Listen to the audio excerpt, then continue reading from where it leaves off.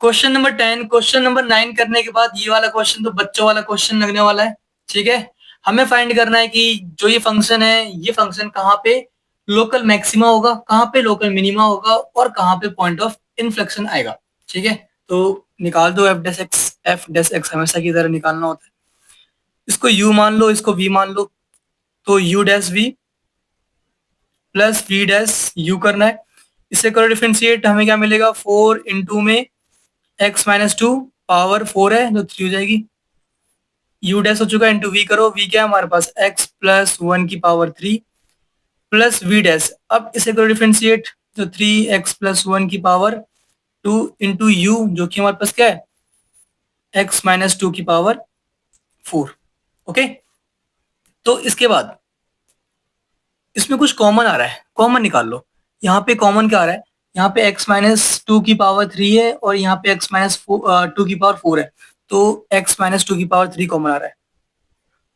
ठीक है, और इन दोनों में देखो, x प्लस 1 की पावर 3 है और x प्लस 1 की पावर 2 है, तो दोनों में क्या कॉमन है, x प्लस 1 की पावर 2। ठीक है, तो यहाँ से हम x प्लस 1 की पावर 2 कॉमन निकाल लेते हैं। तो इधर क्या क्या बच गया, एक 4 बच गया और एक बच गया यहाँ पे, एक्स प्लस 1 की पावर 2 निकाला था, एक्स प्लस 1 की पावर 3 है यहाँ पे, है ना, तो एक हमारे पास एक्स प्लस 1 बच गया।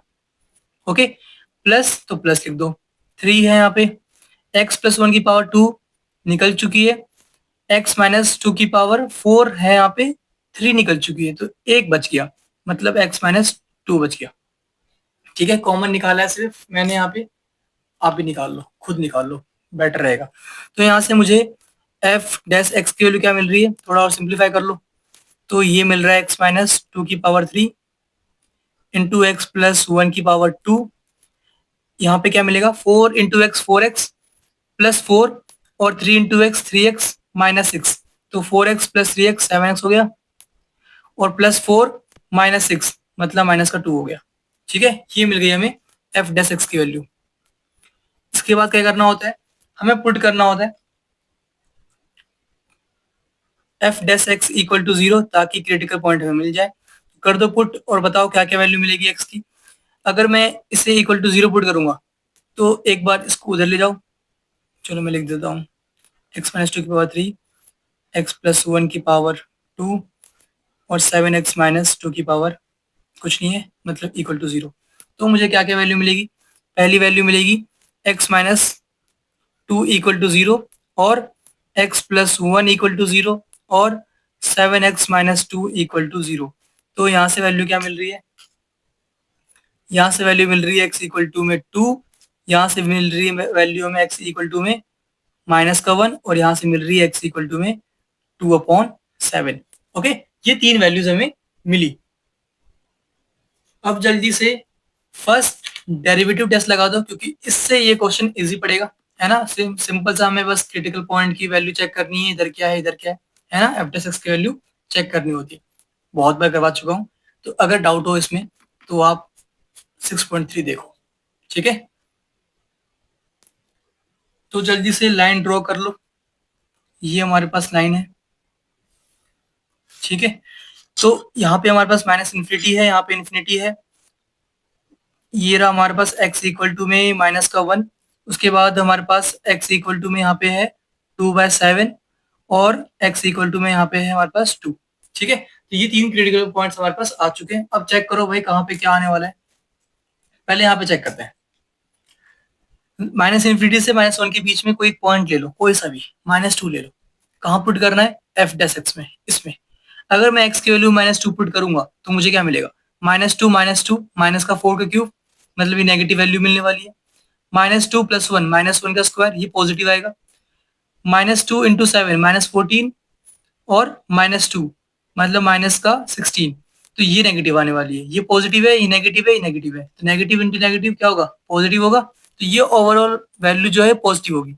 ठीक है, इसके बाद यहाँ चेक करो, -1 और 2/7 के बीच में, -1 और 2/7 जो कि 0 पॉइंट समथिंग आएगा, इसके बीच में 0 होगा हमारा, तो x की वैल्यू मैं 0 पुट कर रहा हूँ इसके अंदर, तो 0 पुट करूंगा तो मुझे क्या मिलेगा, 0 - 2 मतलब -2 का क्यूब, ये नेगेटिव वैल्यू है, माइनस 0 + 1 का स्क्वायर ये पॉजिटिव वैल्यू है, और 0 - 2 मतलब -2 ये नेगेटिव वैल्यू है।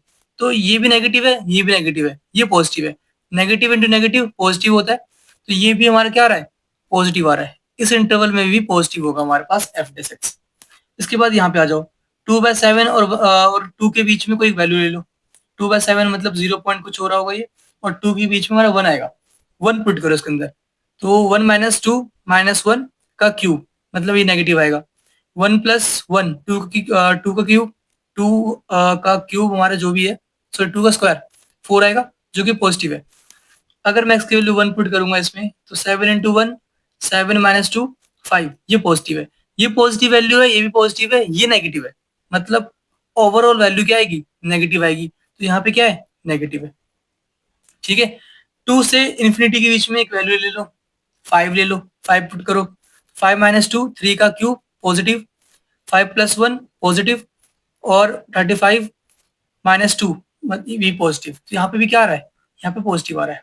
ठीक है, आप कोई सी भी वैल्यू चेक कर सकते हो, मना कुछ नहीं कर रहा। ये बातें बता चुका हूँ पहले भी कि कुछ भी चेक कर लो, बस चेक कर लो। इसके बाद हमें पता है ये बातें, अगर पॉजिटिव है, दोनों में क्या आ रही है, पॉजिटिव पॉजिटिव, ये वाला केस बन रहा है। f(x) की वैल्यू greater than 0, तब जो क्रिटिकल पॉइंट होता है वो क्या होता है, पॉइंट ऑफ इन्फ्लेक्शन। ये क्या है हमारे पास, पॉइंट ऑफ, ठीक है, पहला का आंसर आ चुका है ये वाला। यहाँ पे क्या है, 2/7 की इधर देखो पॉजिटिव है, इधर क्या है, नेगेटिव है। तो जब पॉजिटिव होता है फिर नेगेटिव होता है, तो जो क्रिटिकल पॉइंट होता है वो क्या होता है हमारे पास, लोकल मैक्सिमा।